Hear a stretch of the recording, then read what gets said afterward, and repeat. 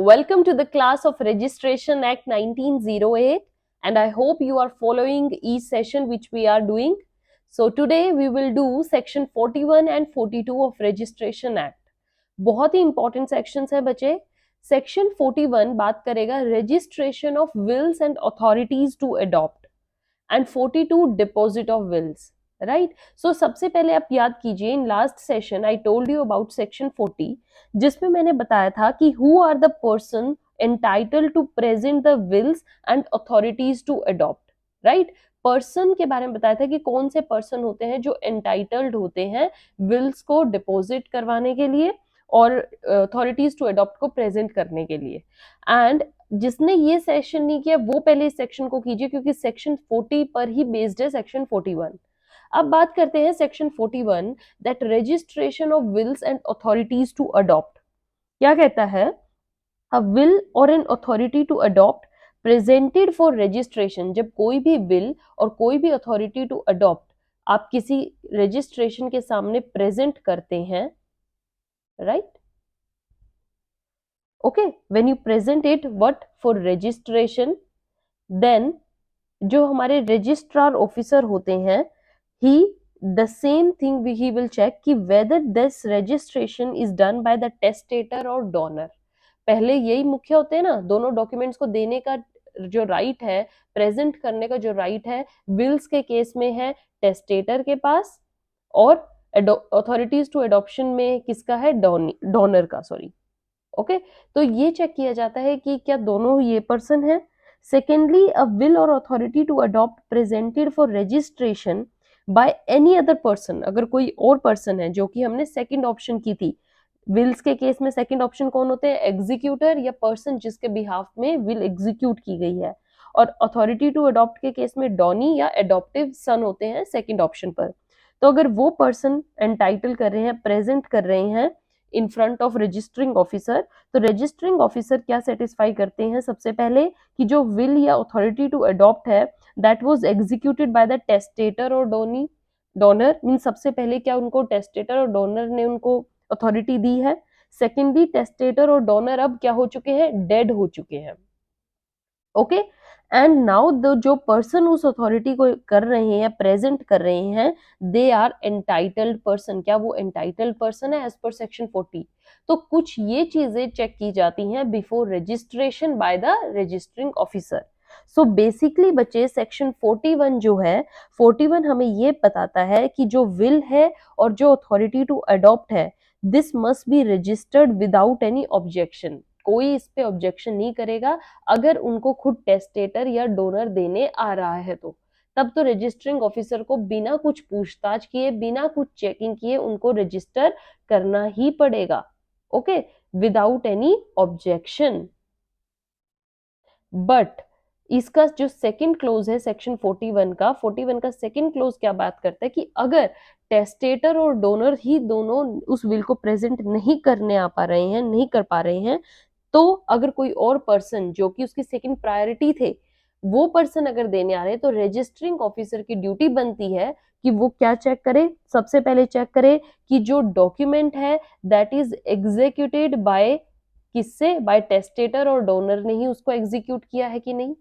Secondly, वो क्या check करेगा कि जो अब टेस्टेटर है और डोनर है, दे आर डेड. क्या वो अब डेड है? क्योंकि तभी वो पर्सन आ सकते हैं. अगर वो डेड नहीं है तो उन पर्सन के पास अब राइट नहीं है. या तो मैंने कल सेक्शन 40 में आपको डिटेल में बताया था कि testator and donor are the first person to be entitled, after their death they those are the second persons. Okay, अब डेड है तो ये चेक किया जाएगा. अगर वो डेड है तो चलो ये भी चेक होगी, ये भी चेक होगी.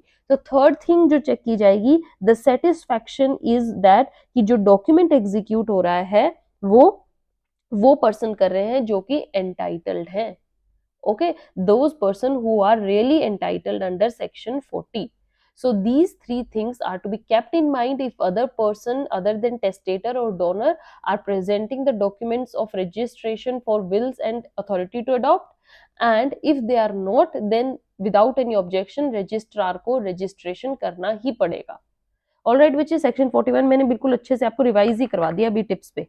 Okay, now come to section 42.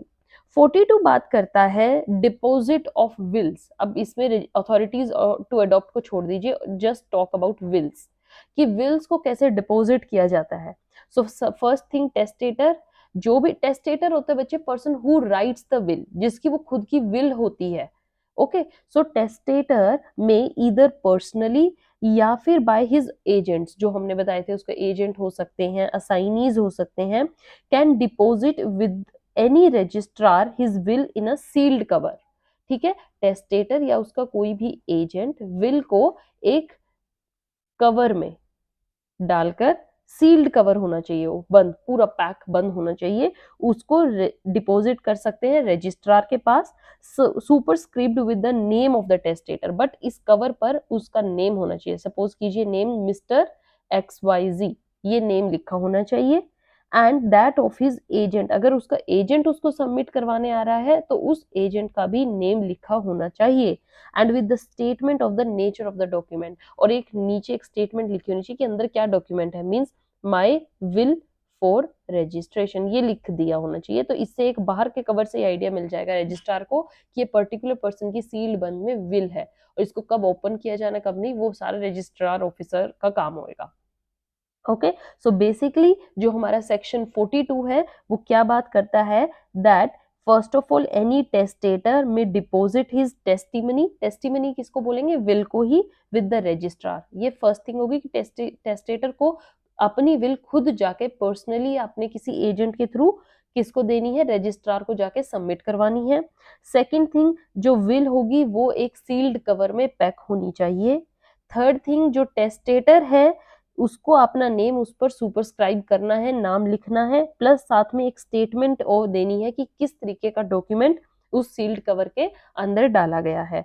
And last thing जो बहुत इंपॉर्टेंट है, क्या, if the will is deposited through a duly authorised agent, अगर उनका कोई एजेंट उस सील्ड कवर को देने आ रहा है for registration, then the name of that agent का name and also sealed cover के ऊपर आपको उस नेम को लिखना है, क्योंकि रजिस्टरिंग ऑफिसर को कोई आइडिया नहीं है कि वो एक एजेंट बन के आया है, वो एक खुद से टेस्टेटर अपनी विल दे रहा है।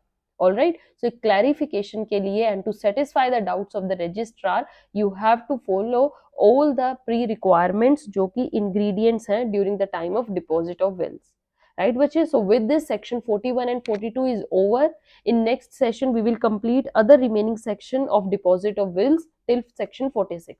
Right, till then keep watching, keep sharing. A very important session of Registrar Act is going on, and have a nice day. Thank you.